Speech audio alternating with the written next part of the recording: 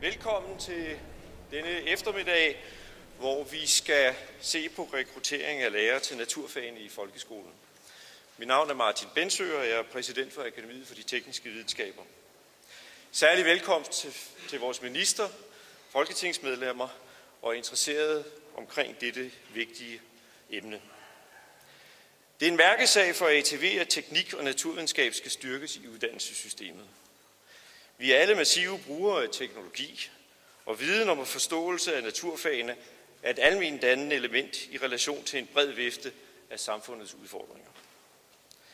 En anden vinkel er selvfølgelig, at dansk velfærd og velstand er afhængig af virksomheder, som kan skabe vækst, arbejdspladser og eksport.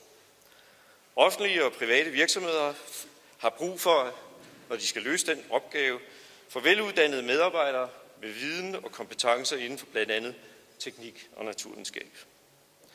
Skal vi udvikle vores innovative kompetencer til at imødegå de globale udfordringer inden for klima, energi, vand og fødevare, er der i stort behov for fokus på teknik og naturvidenskab igennem hele uddannelsessystemet.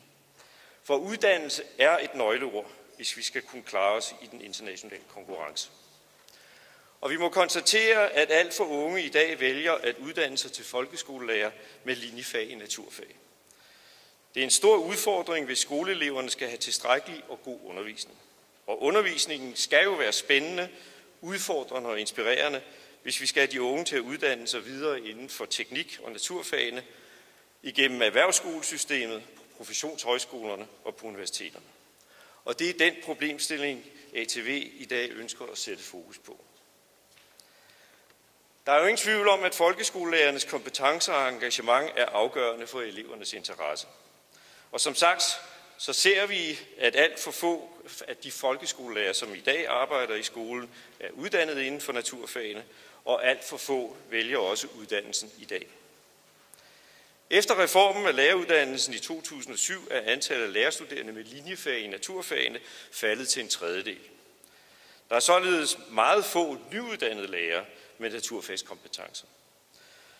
Hvis vi ser på professionshøjskolerne, dem der skal uddanne vores naturfagslærere i folkeskolen, så er antallet af undervisere i naturfagene halveret fra 2005 til 2010.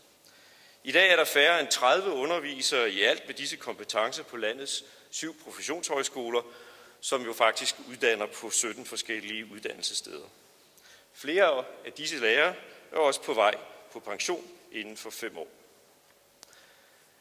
ATV mener, at vi har et fælles samfundsansvar for at få uddannet flere lærere til naturfagene, og vi har et behov for, at alle interessenter tænker i nye baner.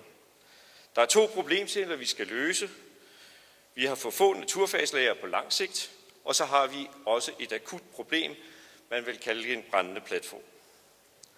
Konferencen i dag skal give svar på, hvem der kan og skal handle, og med hvilke virkemidler, hvis vi i fremtiden skal kunne tilbyde landets skoleelever tilstrækkelig og god undervisning i naturfagene.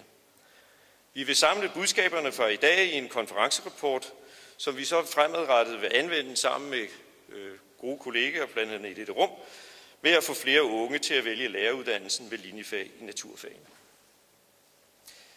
Med disse ord så vil jeg gå videre i programmet, og først fortælle, at ordstyrer i dag er Jakob Fuglsang fra Politikken, som vil lede slagets gang efter næste taler, og næste taler er uddannelsesminister Morten Østergaard. Tak fordi du kom.